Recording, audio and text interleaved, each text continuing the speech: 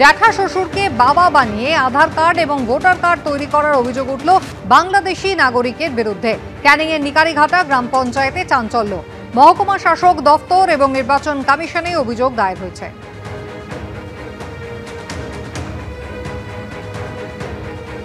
ভাইয়ের মেয়ে জামাই, আমার বলতে হলো ভাইয়ের মেয়ে জামাই, ওরা এখানে কাজকাম করে, এখানে থাকে, যাওয়ার কথা আমরা জানি, কিন্তু ওরা যে আমার এই যে কাগজপত্র কিভাবে নিয়েছে আমি বলতে পারবো না। আমার বাবা সাজিয়েছে, এই নিয়ে আমার প্রবলেম।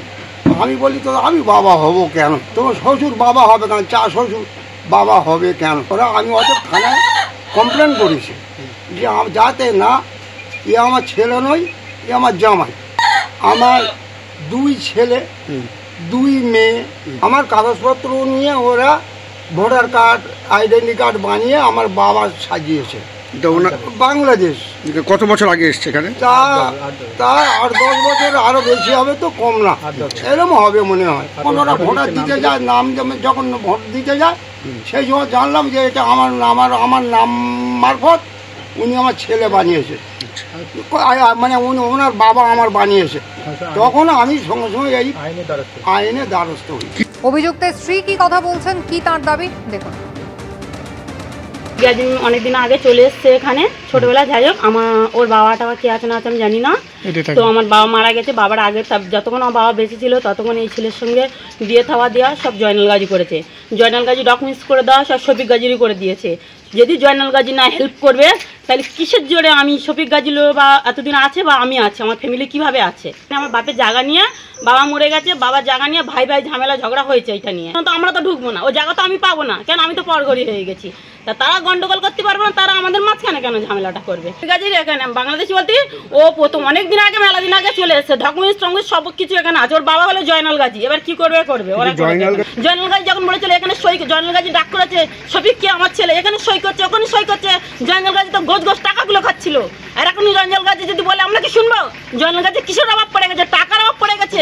এটা সব মিথ্যে কথা করেছে, সব ফল, সব বানানো, সব অভিনয়। জয়নাল গাজী আমার শ্বশুর, আমার বড় জয়নাল গাজীর ছেলে শফিক গাজী। আর এতেই রাজনৈতিক তরজা একেবারে তুঙ্গে উঠেছে। শফিক গাজী এটা শুধু ক্যানিংয়ে নয়, এটা তো একটা ঘটনা, এরকম হাজার হাজার লক্ষ লক্ষ শফিক গাজী পশ্চিমবঙ্গে অবৈধভাবে ঢুকে গেছে। আর এদের এই যে ভোটার কার্ড, আধার কার্ড ইত্যাদি তৈরি হয়েছে এই সমস্ত তৃণমূল নেতাদের মদতে, এদেরকে হাজার হাজার টাকা দিয়ে এই সমস্ত জাল ভোটার কার্ড, আধার কার্ড তৈরি করা হয়েছে। এই যে SIR হচ্ছে, এর ফলে এই শফিক গাজীগুলো সঠিকভাবে বেরিয়ে আসবে। সবচাইতে বেশি বাংলাদেশ থেকে আমার হিন্দু ভাই বোনেরা সবচাইতে বেশি ভারতবর্ষে এসছে। ফলে আসতেই পারে, কেউ বিভিন্ন কারণে আসতে পারে। SIR হচ্ছে, তার নিয়মকানুন অনুযায়ী তার যা পদ্ধতি আছে সেগুলো হবে। বিজেপি এখন তৃণমূল কংগ্রেসের ভূতটা দেখছে। বিজেপি আগামী দিনে যে পুরোপুরি বাংলা থেকে বিশ্রাম নেবে সেটা খুবই পরিষ্কার। শুভেন্দু অধিকারী সেই কালিদাসের মতো যে ডালে বসে সেই ডালটাই কাটলো। 2026-এ বিধানসভা নির্বাচন, এই বিধানসভা নির্বাচনে বাংলা থেকে বিজেপির দলটা পুরো উঠে যাবে। যতই অমিত শাহ, যতই নরেন্দ্র মোদী যতই চেষ্টা করুন না কেন, বেশি লাভ বাংলাতে হবে না, বরং বাংলার তৃণমূলের আরো বেশি উত্থান। 2026-এ 240-এর বেশি সিট তৃণমূল কংগ্রেস জিতে চতুর্থবারের জন্য মমতা বন্দ্যোপাধ্যায় যে মুখ্যমন্ত্রী হবেন, নবান্নে যাবেন, শুধুমাত্র সময়ের অপেক্ষা।